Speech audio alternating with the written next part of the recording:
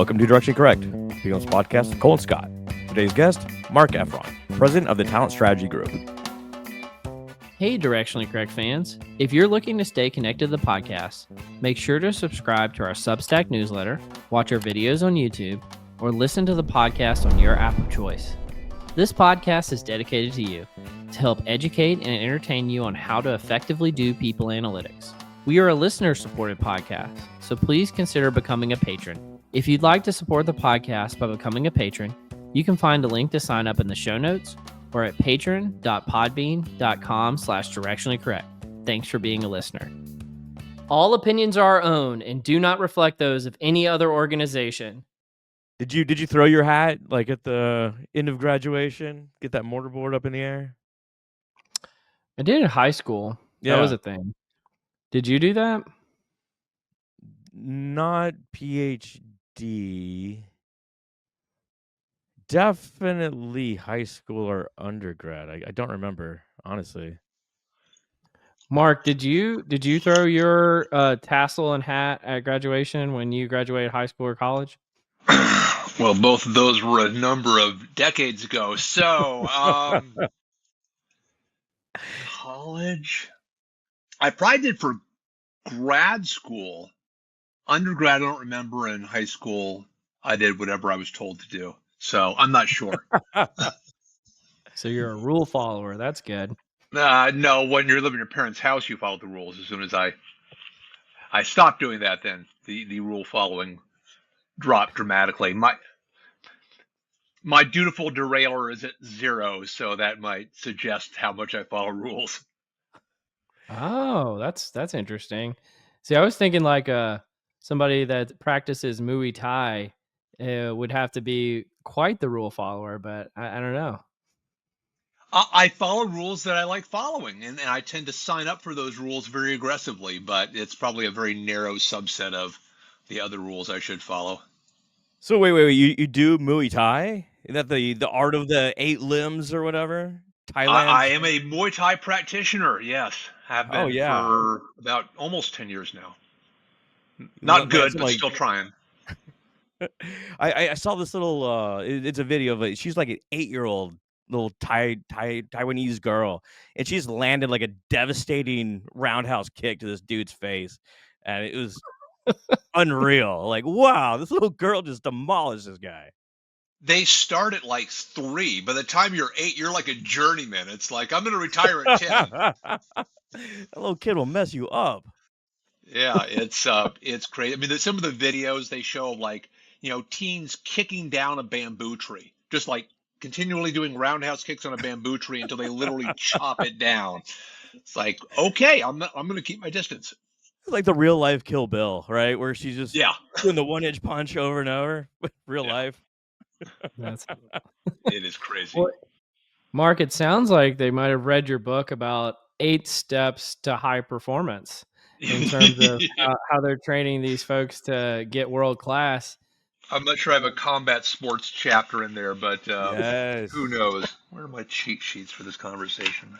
Well, you do talk about like taking care of the body and stuff, which is a bit different than, traditional, IO methodology or, messaging rather. Which is also weird how little, because I searched a lot for anything that was conclusive, and not like mindfulness stuff, but like, exercise leads to, and there just is so little out there. Sometimes things that seem so obvious.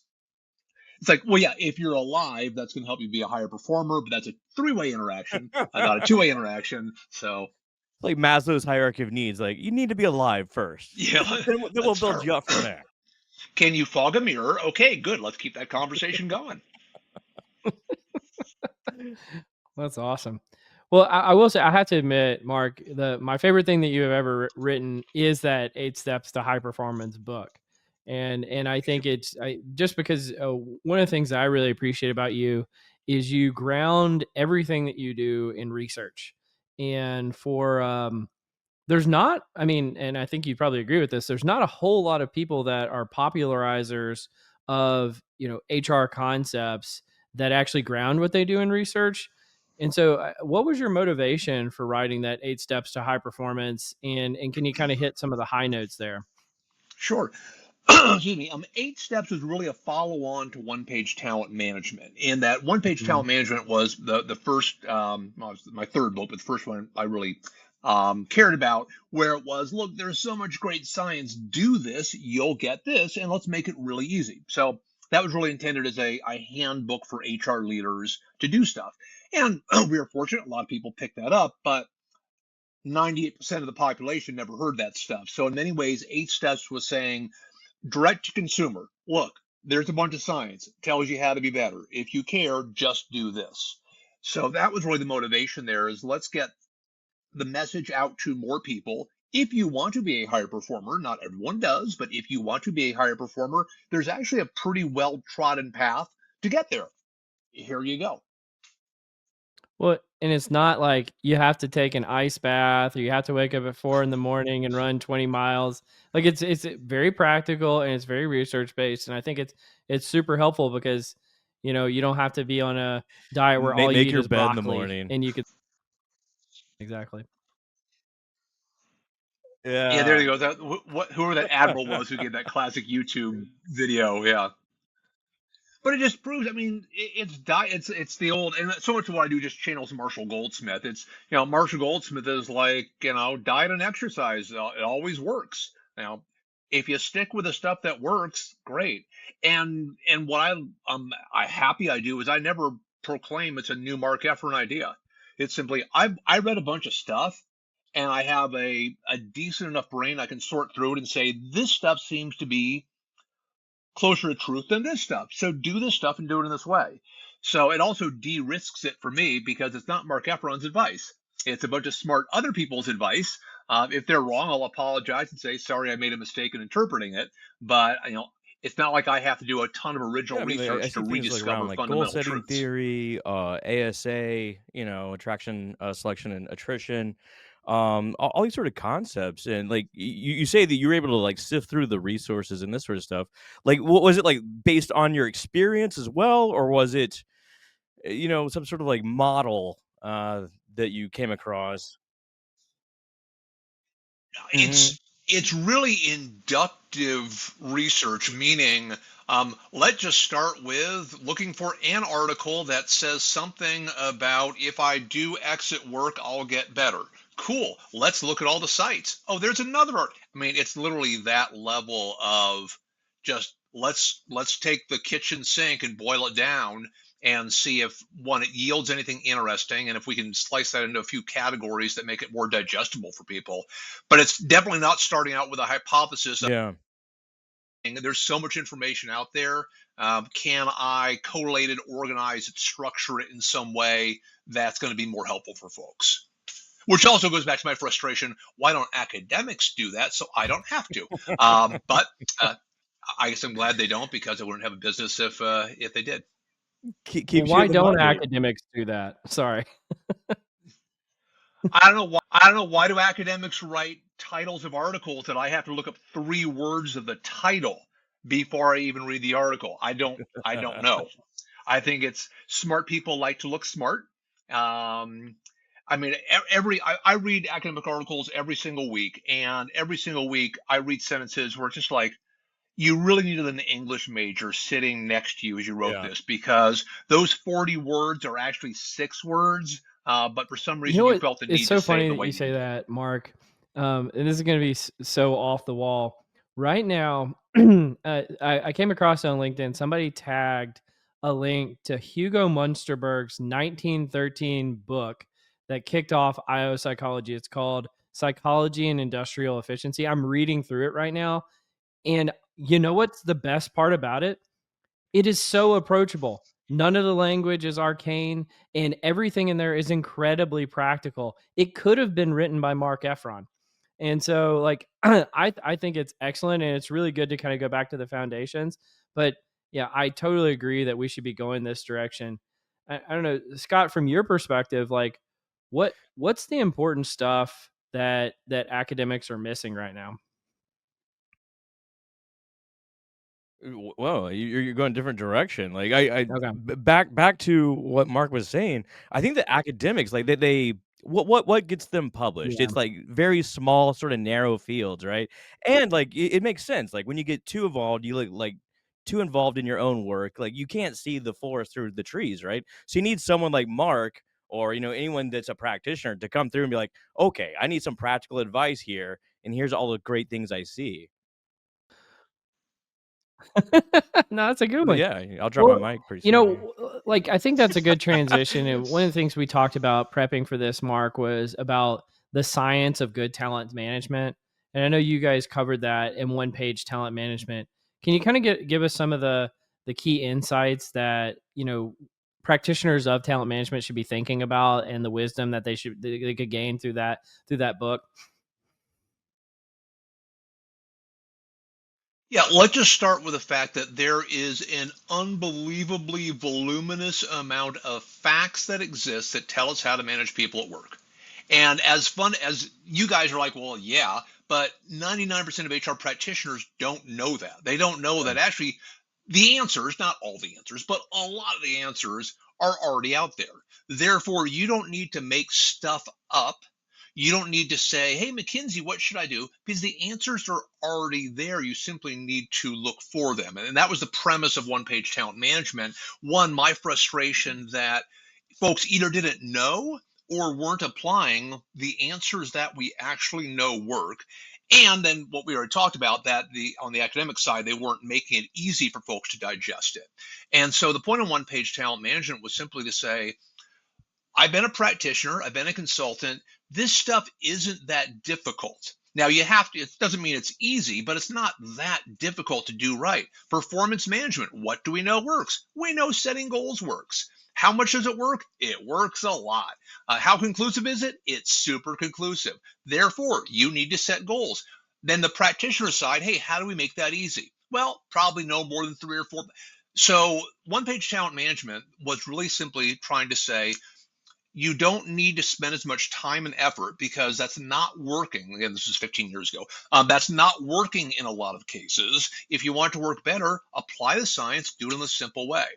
And so the intent was, let's talk about the most popular talent management practices, performance management, talent reviews, 360s, engagement, whatever else we had in there, and simply lay it out. Look, and we always say, start with the science. Science says this, therefore, you should probably do this.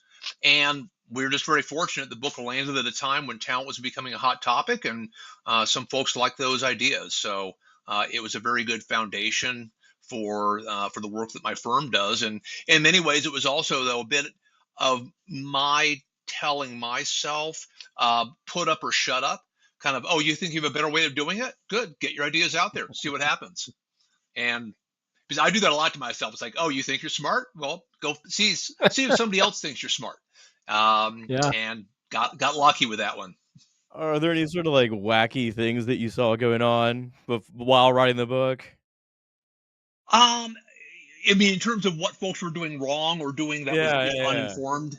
Well, I mean, let's take something as fundamental as engagement surveys. This always seemed like one. I love surveys. I mean, I'm not an IO guy. I learned about surveys in business school. I'm like, this is cool stuff. And it always seemed like the result of the survey should tell you what to do, not how many people responded at what level. And so I couldn't understand why all these consultants, the Mercers and the Towers and others at the time, would come back with these 80-page, lovely, color guides that were all, well, they're 3.65 out of 5 on this. It's like, I don't know what the hell that means. Yeah. Why don't you do? And I'm not a big stats guy, but why don't you do a basic regression and simply tell me, hey, what leads to that? Tell me what the levers are, and that's what I did when I was back at Avon as head of talent management. As friend we were working with then, one of the big firms, and said, look, the reports you spit out need to say, hey, Ms. Manager, Mr. Manager, we've done the analysis for you. These are the 3 strongest drivers of engagement in your group. Work on these. And so seeing things like that, where it was, yes, I understand you, big consulting firm, produce a lovely report, all the statistics are right, but no one knows what to do with that. Or they instantly go to low score. Oh, low score, comp must be the issue, but that's a low score. It's like, all we're doing is making it difficult for folks to get to the right answers. So that would kind of one of the examples of you're just needlessly complicating things and not even getting to the Isn't right that answer HR's by job doing it. though to make it hard to get to the right answer? And I'm I just will let that sit I was as a telling Scott before discussion I for brought the listeners. my whole goal today is just to provoke Mark to say what he really wants to say.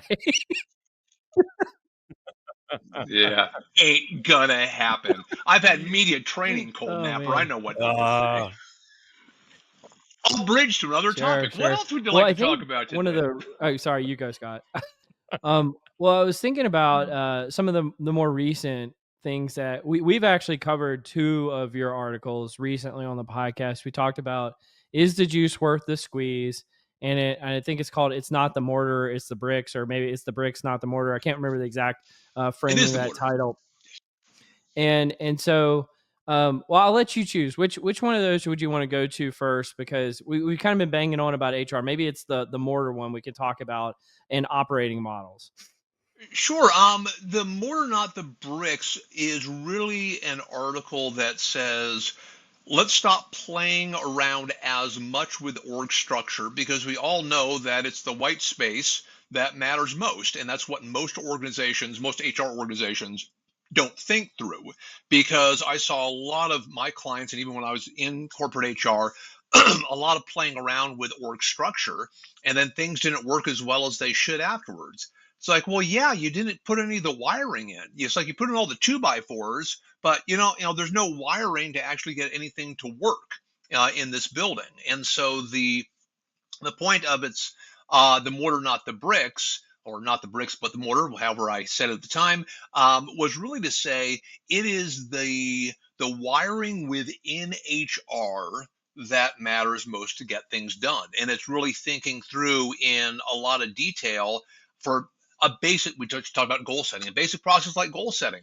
Cool. Who does what? Now, as simple as that might sound to a typical business leader, well, I'm sure you guys can figure it out. Who trains people on this concept? Who is actually accountable for the head of Asia Pacific having goals in the system? Literally, all those level decisions is where HR misses each other. Either HRBPs don't want to do it, or the talent people. And as annoying as it is to have to get down to that nit level of wiring, that's where things are made or broken. And so while I tend to operate at a higher level than that, I actually love doing that type of work because you're solving the real problem, which is Susie thinks that Sam's going to do it. Sam thinks that Susie's going to do it. You never talk to each other about it. Therefore, it blows Mhm. up, and the business says, why don't you people get your stuff together? You're frustrating me. And so that was really the point of that article, is to say, yes, there are great structural questions and we should have structural answers to them. But that's not where stuff blows up. And I have another kind of article, we don't tie to it, but it's really related to it, which is HR versus HR, which basically says, look, you have human beings who care about power, turf, and control. They're not naturally going to get along. You probably need a structure or a process to help them. And that's kind of the underlying thought process there, which is, yeah, we can solve structure problems all day long. It's not that difficult. But solving how humans work together is a far more difficult problem. Why can't we all just get along, Mark? There we go. We'll put that out of the ether and see what comes back. I mean, these are like the deep, sort of psychological questions that are really tough to get at, right? Like you bring together a collection of people that really want to achieve, right? They want to achieve their own goals, and you say like, everyone get in the room together. It's like, oh well, shit. It turns out everyone has conflicting interests, and trying to achieve their own thing.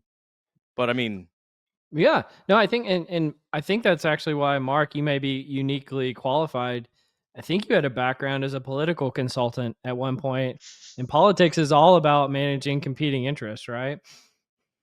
Well, here's the short version of the long story of how the political consulting element influenced my career. Back when I was a very young individual, my wife and I moved to Southern California, didn't have any jobs, but I'd worked for a congressman for a couple of years. And so I fell in with a group that did political political consulting in Southern California for land developers. Now, this was many, many years ago, when a lot of Southern California was still dirt, and there are a lot of people saying, I can make some money if I put up houses or shopping malls or et cetera. So you made money by borrowing money from the bank and then getting stuff built as quickly as possible to pay the bank back and take your profits. So the shorter that time period was between borrowing and building, the more money you made.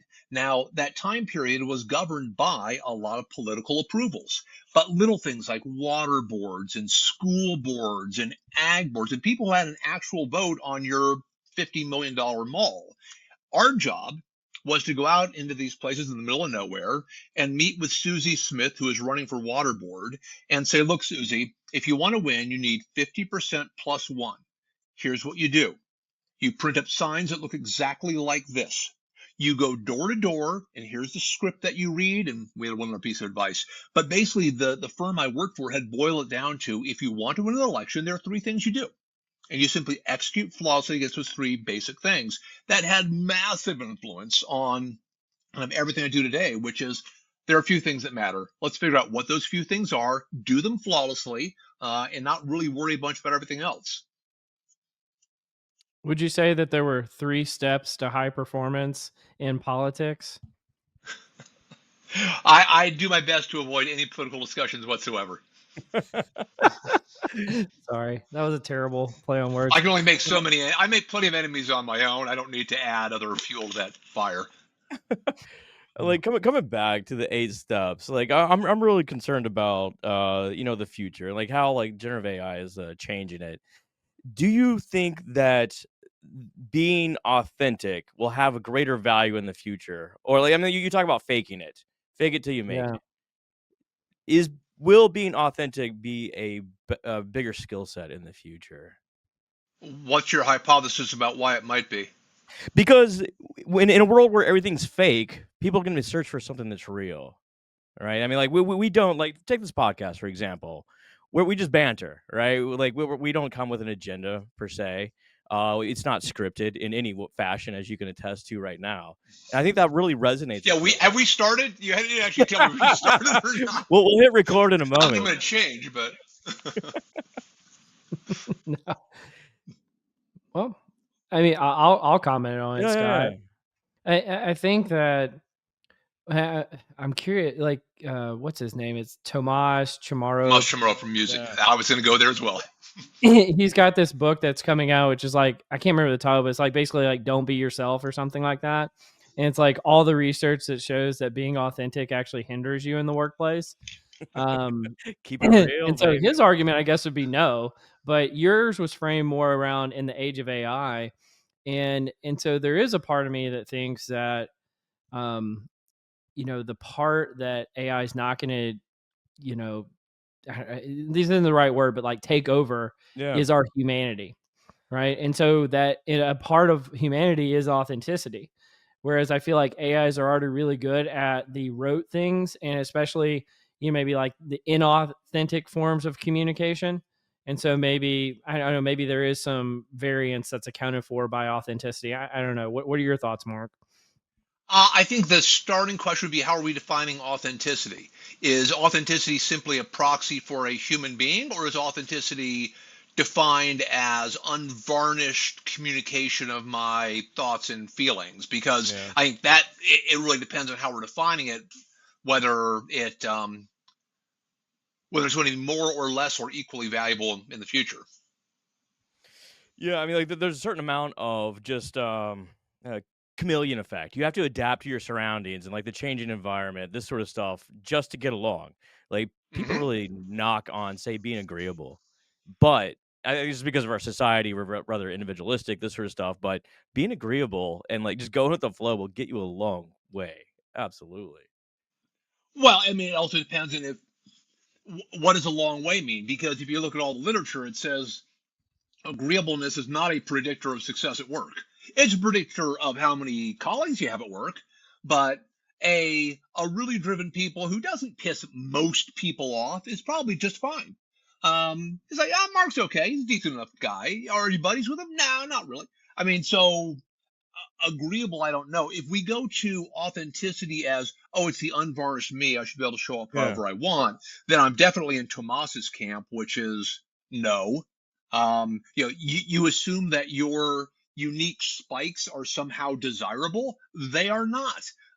We're gonna wipe the top of those spikes off because those are the unpleasant parts of you. So I would suggest there's no reason that the things that cause you not to fit into the workplace today are going to be somehow more valued in the future because you're a Mm. live bag of blood and bones saying it as opposed to Sam Altman's mouthpiece saying it. Because no one has a job in the future, and it's just like some sort of There weird. you go. All jobs have devolved into skills, and everybody will just show up and perform their skill and then go to another Yeah. No. It'll be like Wall-E, where everyone's just like sitting in a chair looking at a video monitor, and we're all just like, "What are we doing here?" We're all just being bags of bones and blood. There you go.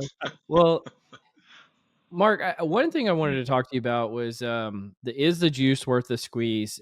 Because of all the stuff that's been coming out over the last few years about skills-based organizations, and I know the article is pretty critical of some of that stuff. But before we get into that, I was wondering what's the charitable take, or what's the pro take on why you should be investing in skills? Like, is there a pro take from your perspective? And I know there's a lot of hype, but if there's a non-hype version, what would that be in your mind? Let's start with what's a skill. Mm-hmm. So if I want to be charitable about something, I need to know what I'm being charitable about. How would you define a skill? Do you want me to actually do that right now? Or are you being rhetorical? No, this is not rhetorical. Well, I go back to, so Scott and I are both classically trained as psychologists. We learn about job analysis first. It talks about knowledge, skills, abilities, and other characteristics associated with tasks. And the skill component was always the component that shows the variability in proficiency that you need to be able to do something. Right. And so that would be how I would define it. I mean, I could probably get out a textbook or something that read something off, but I don't have it memorized. Like a goal-directed behavior, and that's how I define skill. Yeah. Okay. I think and I wrote this in the article, that's the starting challenge is if you read Deloitte's take on it, it's everything.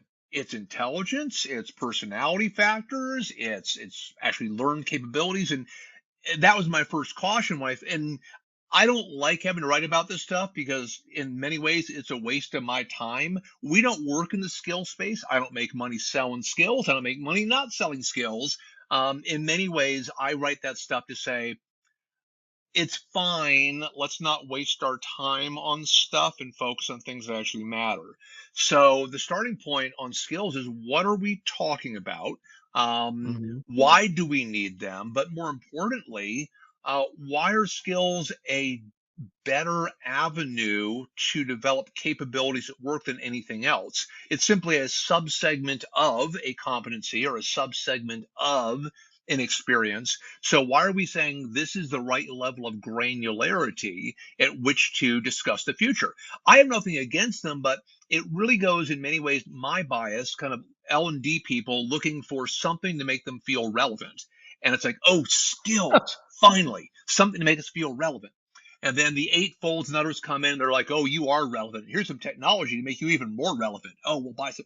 And it felt like this conversation was L&D to vendor to L&D to vendor to L&D to vendor. And it's like, you all need to take a breath and realize, hopefully you've been training people for years because that's your job. So what have you been doing for 30 years if you absolutely fundamentally need skills right now or else the world's going to explode? Kind of feels like this came about as a solution that was so important we do now. It's like, why? What have you been doing the past 30 years? And should I claw back your paycheck if first you didn't know how to do it until this happened? There's definitely like a right tool for the job, right? Like if you need someone to program in Python, like there's no real way around that. That's a skill that you need. However, if you hire really smart people, that's a fungible skill set. Not only that, but have the personality to run through a fucking brick wall. Like, give me that person. Sign me up because they will do anything. They will learn that skill. And now you got like a workforce that can really excel. And at some level, it matters a lot. I'm sorry, go ahead, Cole. No, I was just curious, because I definitely, kind of, I'm sort of frustrated about a lot of things that you're frustrated in terms of like how it came to be with like a lot of the hype that's around this. But I think there was like this other competing narrative about work being deconstructed and the gig economy and how that was coming about. And so the future wasn't of work wasn't going to be about roles anymore. It was going to be about deconstructed jobs and how do you effectively deconstruct them. Well, it could be competencies, or it could be even smaller than that, down to the skill level. I don't know, what is your reaction to that? Because like, I mean, there's tons of scientific research that shows the relationship between competencies and effective work in organizations, right? And so what would you like, what about that train, not just the hype train, but Yeah. the actual, like, is there any merit to this?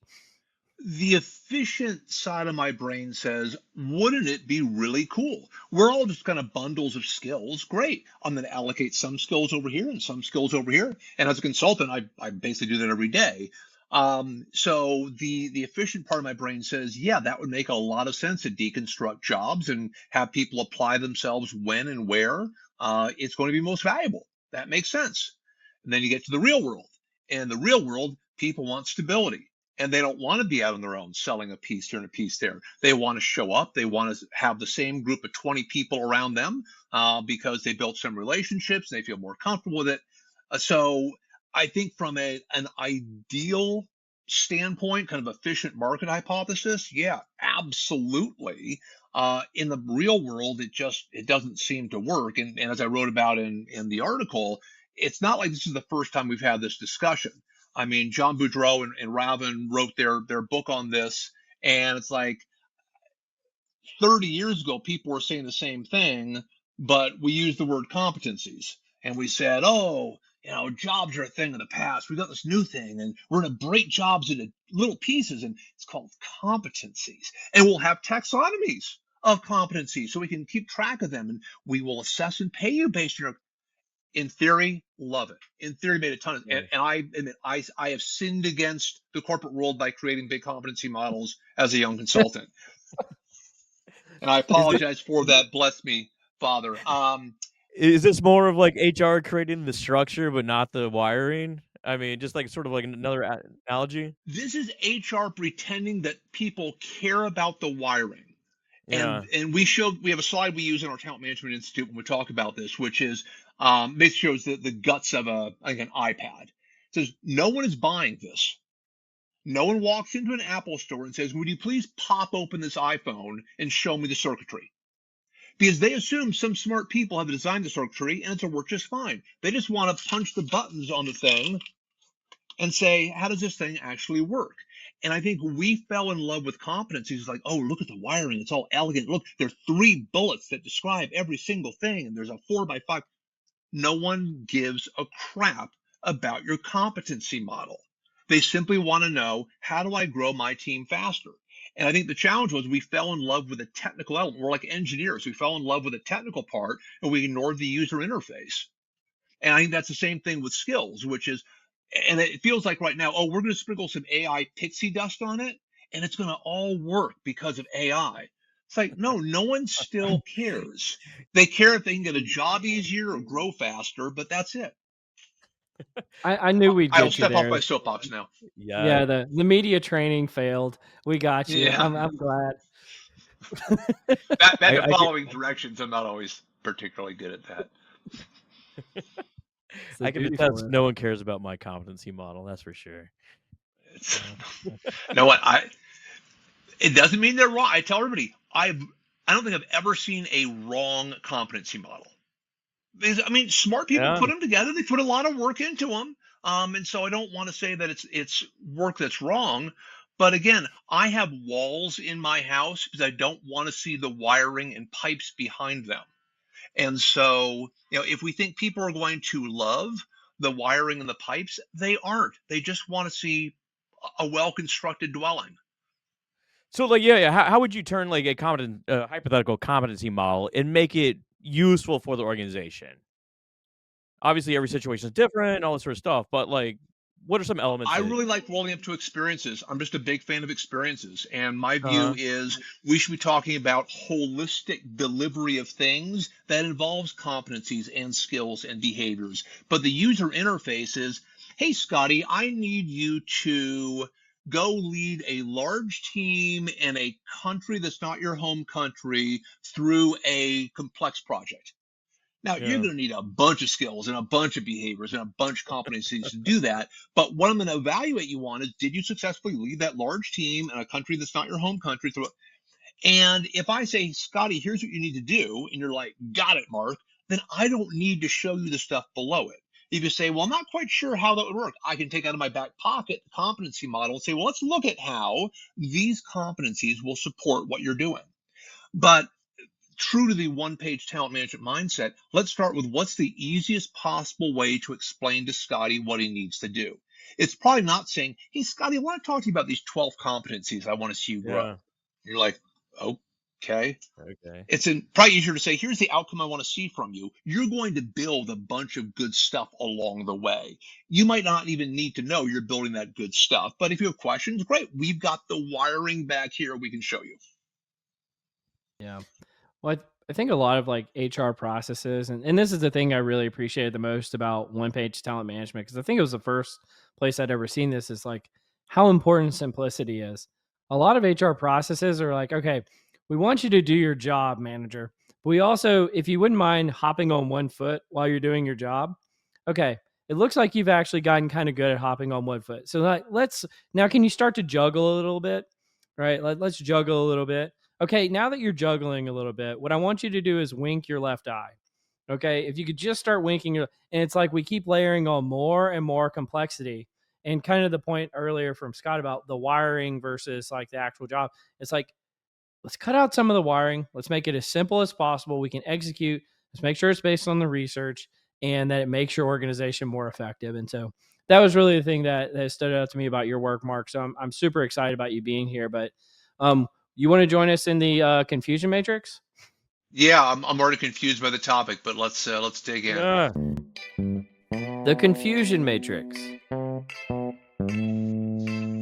Cole's always winking at me, by the way. That's the way he rolls. That is it.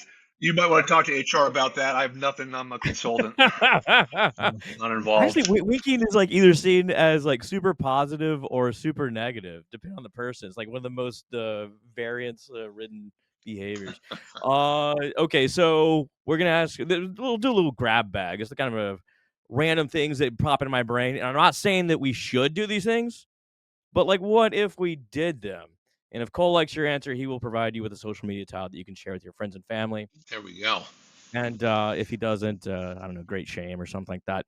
Okay, so we're coming back to the office, doing the RTO thing. We've been at our homes for 4 years whatsoever. What if we set up the office to look just like your house? Just have like a living room, little Christmas tree, maybe. What do you think, Mark? Are there other people in my house? Because right now there Yeah. aren't people who I don't want to have in my house. In that scenario, it sounds like I might have uninvited visitors. Well, I mean, yeah, I guess you'd have your coworkers. You'd have your coworkers with you. Yeah. And like you're sitting on the couch together. Yeah. Little fridge. There's a maybe? reason I'm not in a corporate environment anymore. So the question is this a Marc Effron response or a advice to others? Should we make the environment as comfy as we possibly can? Sure. Yeah, I'll kind of leave it there. I think the curve levels off very quickly in terms of how much effort we need to put into making the workplace feel comfortable Yeah. and the incremental benefits after making it basically comfortable. There's definitely something to your environment to where it's designed in such a way that you work there, right? Like this is the behaviors I engage in because of the specific environment. Well, and the thing I think about related to that, Scott, is the concept of the hedonic treadmill. So if you're doing something and you're presuming that it's going to create a benefit because you gave comfort associated with something, guess what? People get super accustomed to comfort really fast, Oh, and then yeah. it ceases to be a differentiator. So if having your office look like your house for some reason gives people comfort, guess what? They're going to get used to it in 2 days, and it's not going to matter anymore. It's not gonna be a thing anymore. That's fair. Okay. Well, hence you're screaming about people screaming about RTO in the first place. It's like we all RTO'd 5 years ago, and now if it's suggested, people scream bloody murder. And how dare you tell me I have to go to work? Like, okay. You go to work and sit by the fireplace in your like quasi home. You know how it is. Okay.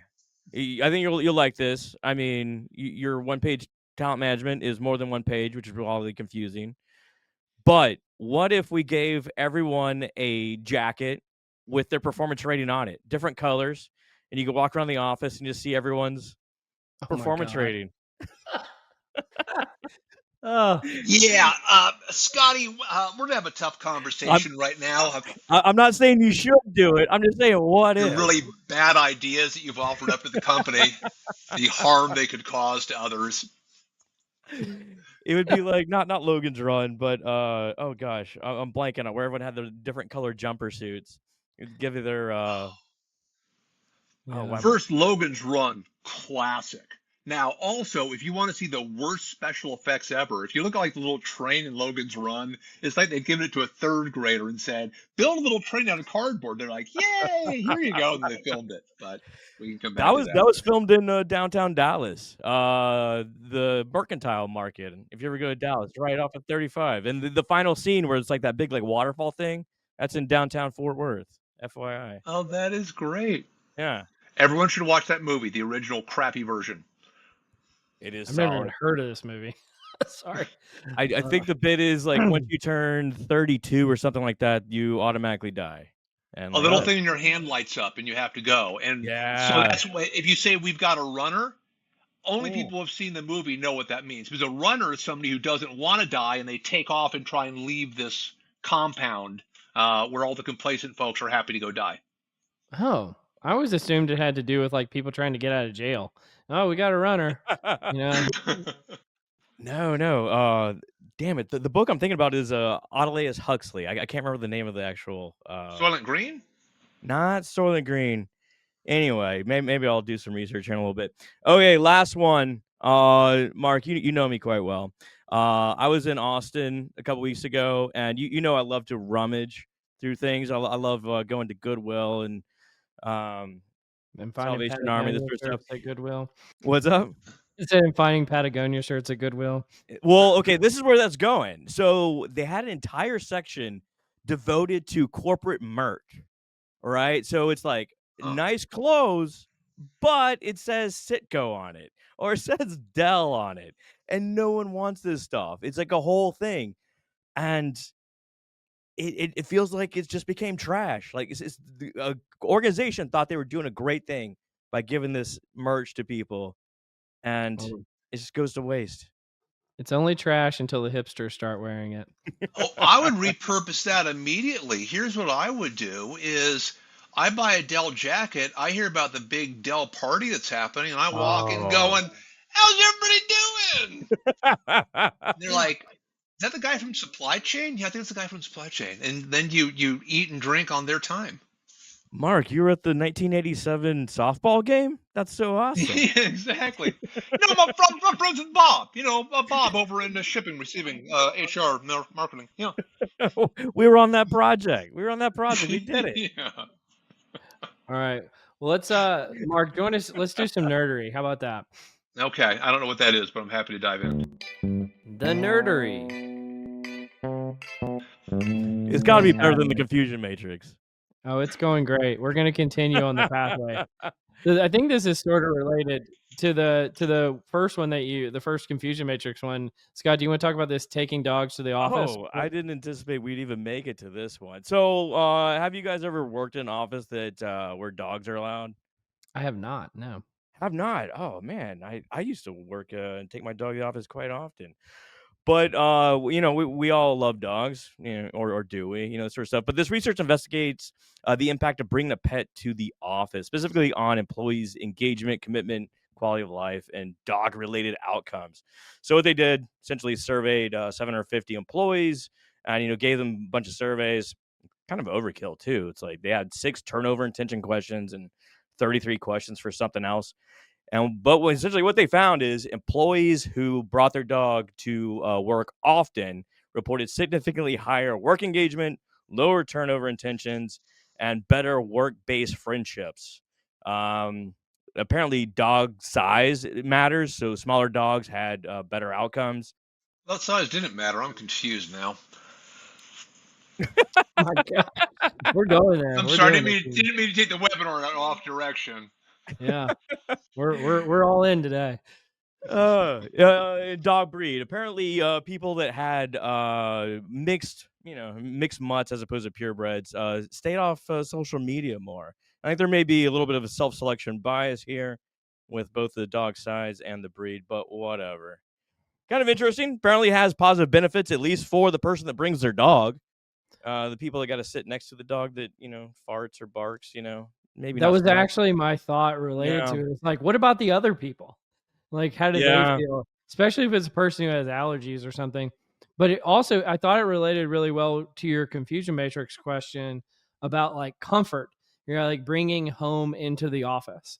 And I feel like bringing your dog is something from home. Bringing it into the office, does it give you comfort? Sounds like the answer is yes.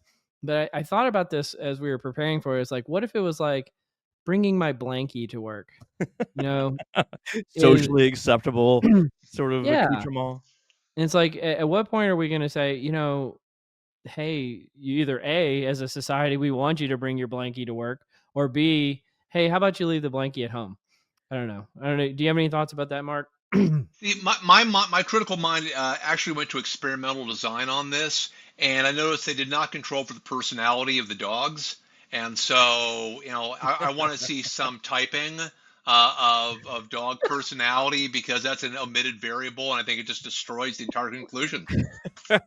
We got to get HR on this framework, clearly, right? Yeah, there's something wrong here. Plus, overrepresented female population, weak spot, and yeah, I bet the non-dog owners weren't on social media, but they weren't wasting the company's effing time posting dog pictures on social media. What does this say to me? Don't hire anybody who wants to bring their dog to work because they're going to be on the gram all Oh, day. That's not going to help. oh man, oh man. I will say if you do have like a cool chill dog, bring in the office. I Like do. I used to have, I love. If I love animals, so I would love to have yeah. animals in the office. But Yeah.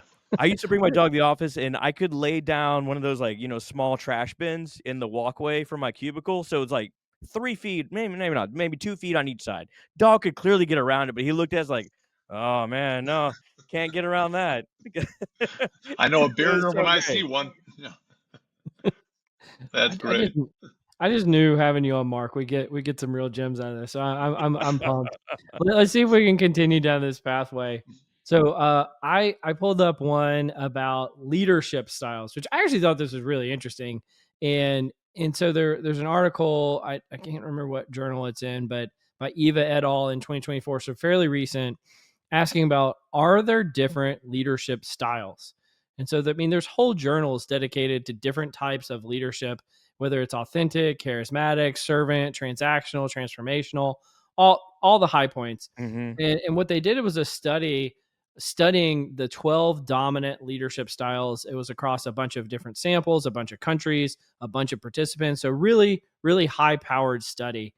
And what they found is that perhaps, much like in cognitive ability, there's a G factor, perhaps there is an L factor in leadership. And so the takeaway is that leadership styles have much more in common than differences. And it looks like there may be some kind of underlying, you know, variable, because if you controlled for the variance of any one individual style, once you remove that L factor, there was negligible impact on the overall variance accounted for. So perhaps there's just one kind of leadership after all. I don't know. What did you guys think about this? Yeah, I read the study. I loved it because it goes to my cynical nature, which is, yeah, there's probably a couple of good ways of doing things. And if you look at the model, it turns out, hey, guess what? There's just a couple of good ways of doing things. But it should be refreshing because you can then go out and say, look, there's an L. And I love kind of L compared to the G. Yeah, there's an L factor. Cool. if you're going to be a good leader, you're probably doing these three things. And Mm. if you bought a book that said something else, it probably actually says that just dressed up. So let's just make your life easier. Do these four things, makes you a good transformational leader, and that's life. So if you want to call it something else, have a good time, but don't think it's special and different. So I loved this. I loved also that last point you made, Cole, that they pointed out, which is none of the other factors contributed any additional explanation of the variance. It's like, I mean, Mhm. that's so pure. It doesn't matter. The other stuff beyond the L just doesn't matter. So love the article.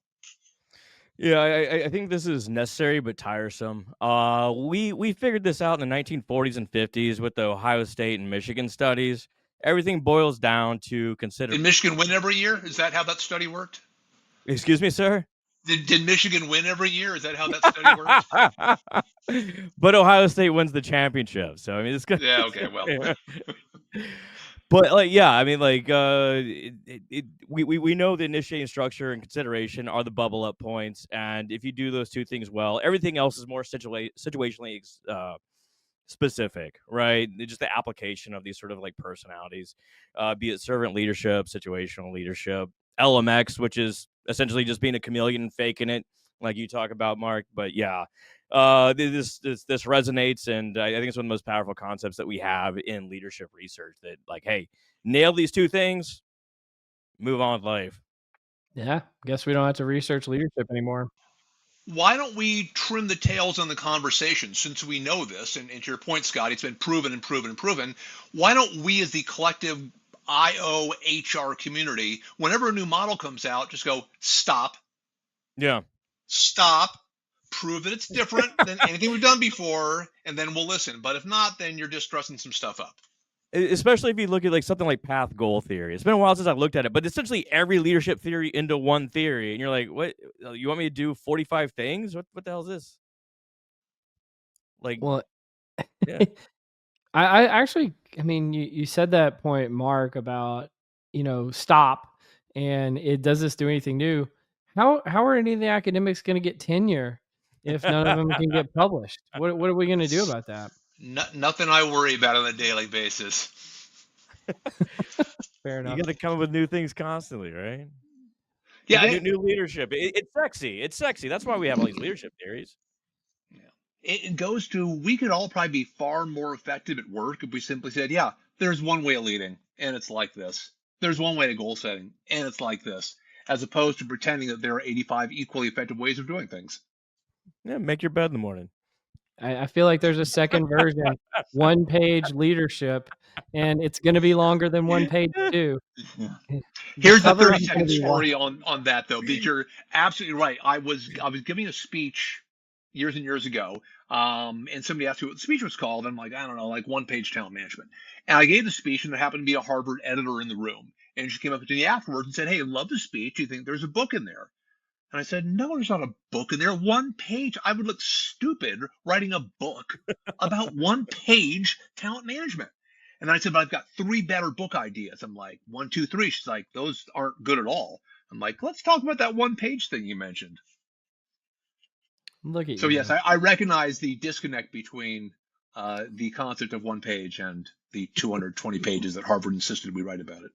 It's Yeah. funny how like social pressure works, or like you just like someone came up to you and said like, "Hey, I would really like this," and like you were dismissive of it, but like you start thinking about it, right? It's like, oh, but if you want to write a book, I'll find some way of making it work. Being an absolutist, although I start there, is rarely the right ending point. I feel Yeah. that. I feel that. Well, you want to talk about some endpoints now? Yeah, let's do the next one. Does This, science advance one funeral at a time? yeah, this is a little morbid. So, this is what happens when a leader in a field of research dies and passes away. Oh Obviously, it's yeah. redundant, but how does this impact the research that follows? So, they took 452 elite academics who died between 1975 and 2003, and they matched them to an equivalent researcher, the equivalently productive. So they got like a match control group, and they used a difference in difference method. And they had this like really cool thing. I didn't like fully understand it, but it's PubMed RNA. So it's essentially a way to group research papers based on their concepts that they share. So it's like a intellectual connectedness. between them. But anyway, what they found is the close collaborators of the passed away professor, researcher, whatever, their publications decreased by about 20%. So maybe they're, mourning or, ran out of ideas or something like that. While the publications of people that did not collaborate with the researcher increased about 8%. But the cool thing about this is that the new collaborators tend to have higher impact, more citation research. All these new collaborators were able to enter the field and build on ideas where perhaps the emissary would restrict them. It kind of hits on this idea of scientific coherence. So we all use the same methods, the same things get published, and what gets funded and what gets actually published is kind of controlled by the one person that leads the field. It's really interesting research that it goes from someone dying and what gets published all the way to this social impact of the field, really. Well, I mean, it sounds like the answer is yes. It does advance one funeral at a time, right? Well, it goes to why though as well, because it feels like part of this might be like Boris Groysberg star type of stuff. So if a star dies, do the other stars shine more clearly because of that? So I think there's some, and I'm doing a lot of research and a lot of writing, not research, around that right now, kind of the true value of stars. But also just, is there room for more than one person in the room? If kind of one person sucking all the oxygen out of the room, then almost by definition, there's not enough for others. And so by that individual passing away, does that allow more oxygen for others to succeed? So it almost feels more like, does it change the context in a way that allows kind of other plants to grow? Mixing my metaphors there, sorry.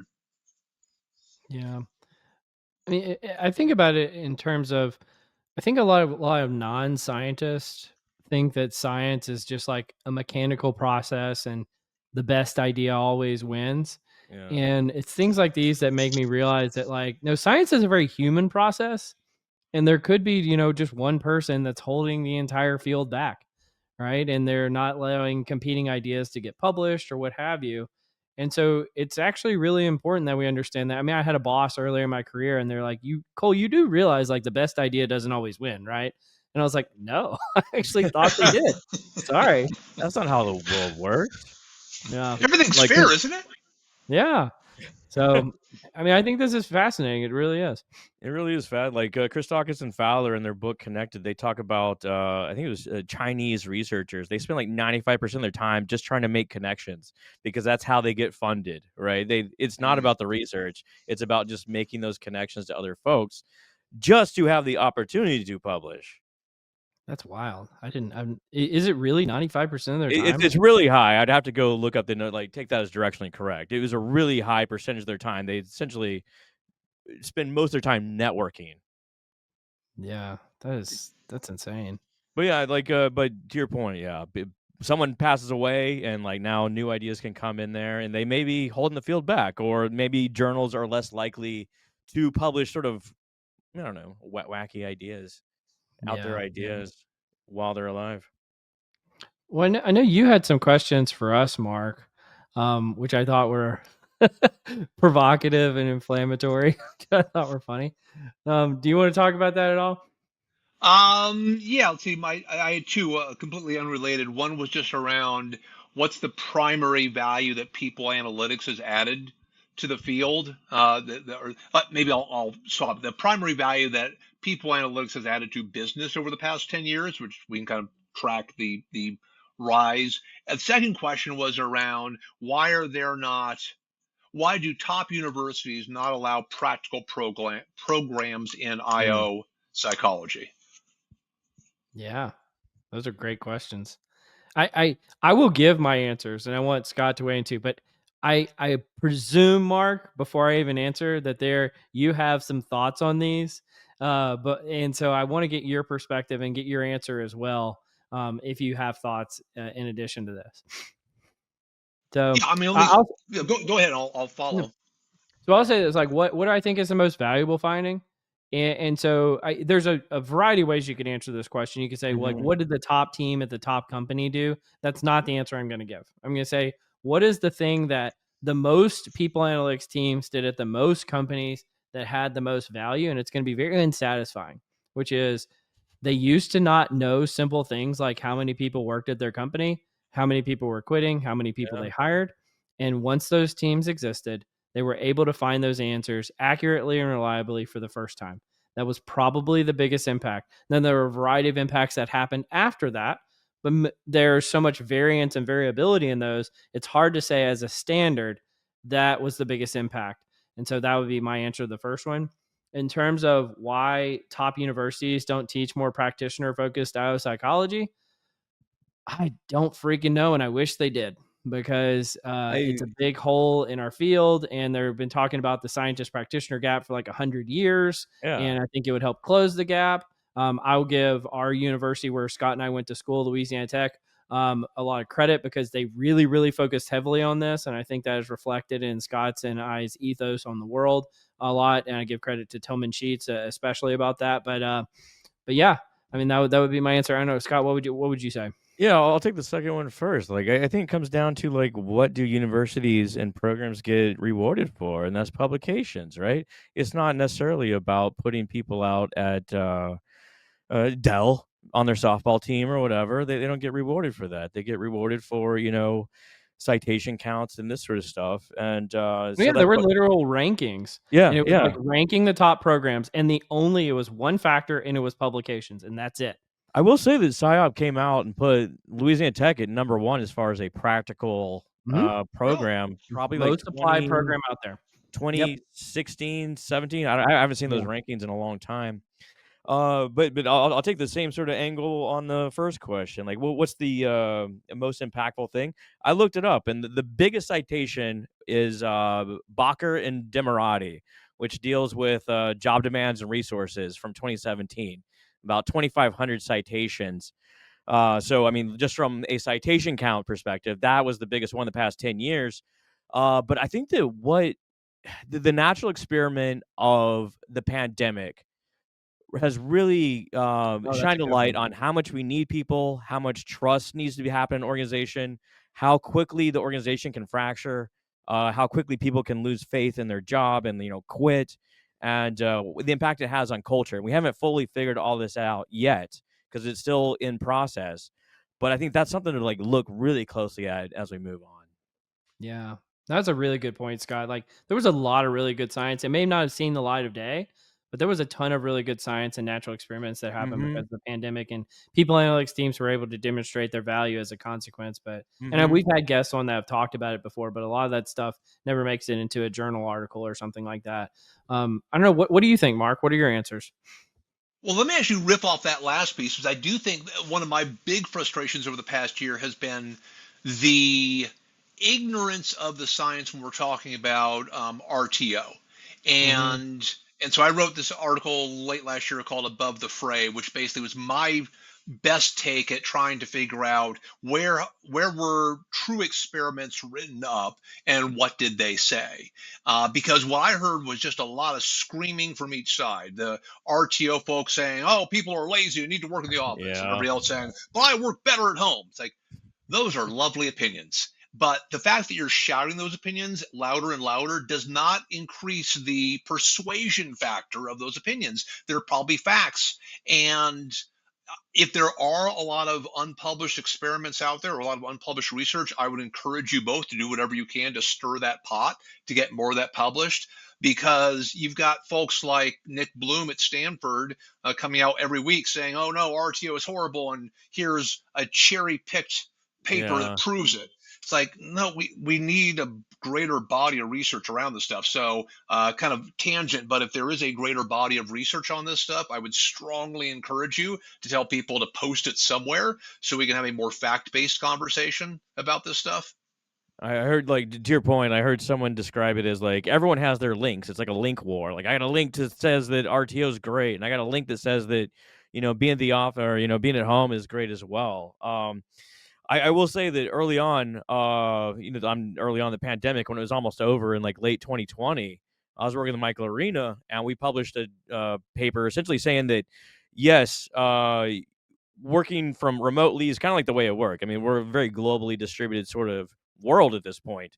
But you need to identify those moments where in person matters and be very cognizant of these sort of situations, and then bring together at those times, and then everyone can go off and like do their independent, knowledge work or personal work. But we do need people, and it's not one or the other, clearly. Yeah. When I think to back to your point, Scott, about the link war, Yeah. and the unsatisfying thing about most of those links is it was just a link to some expert who didn't have any science or data behind it either. So it basically turns into my dad can beat up your dad, because is my expert more credible than your expert, even though neither of the experts actually have data. And I will say, I mean, that's one of the motivations, Mark, why we do the podcast, is because publishing things, although internally you have to get a lot of approvals generally, and that there is a hindrance there, but also it just takes time and people are busy and all that kind of stuff. But that's one of the reasons we do the podcast, is so people can get their stories out there of like cool work that they're doing that can be shared with the world. And it's a lower lift type of solution, but hopefully has a higher impact as well, even though sometimes it doesn't, obviously. Well, that's great. I think I applaud both of you for doing that. And if you can find people who want to speak broadly about return to office or work at home and what the facts are, I think that would have a ton of value. On the why don't more schools have an IO psychology, a practical IO psychology approach, that is purely selfish. I would love, even though I'm an old guy, I would love to go back and get a PhD in IO psych. But I would want to come back out and do more consulting. And so I can only imagine if I assume you interview before you get into an IO psych program. I'd be in the interview. They're like, what would you like to do, Mr. Effron? Learn this stuff and then go consult. And they'd be like, thank you for your time. We'll be calling you. It's like, why don't they want this great knowledge to get out into the population? It's almost like the scientist practitioner divide is being consciously reinforced by the way that we're structuring academic programs. Maybe we can give you like an honorary degree or something like that. We can petition. We're gonna be talking to Louisiana participation trophy. That'd be cool. Yeah, and then I mean, just to go full circle, then you could throw the tassel off when you graduate. Yeah. I love it. Wow, he brings it back home. Good job, Cole. Beautiful. Look at that. Look at that. Well, I think that's probably a good wrapping point. But Marc, I'm so thrilled that you're able to be here. We cracked a few eggs, which is fun, and this is good. But before we give Marc the final words, Scott, any parting words for Marc? I preparing for this, like I ran across a quote from Jeremy Piven, the actor, and he said, "You can be viciously mediocre, or you can get the fuck after it." And like seeing your 8 steps, I think that's what it gets to. Hey, Marc, you got a SoundCloud to promote? I don't have a SoundCloud to promote. It's great talking to you, dude. It's great. No, I really appreciate the invitation. Love having these just kind of open conversations. There's so much important work that we all do, and you guys contribute in a huge way through your podcast. So keep it going. And if I can be of any help in the future, let me know. Thanks, Marc. Well, you've been listening to Directionally Correct, the People Analytics podcast with Cole and Scott, and today's guest, Marc Effron. Thanks for joining us, Marc. Thanks, guys.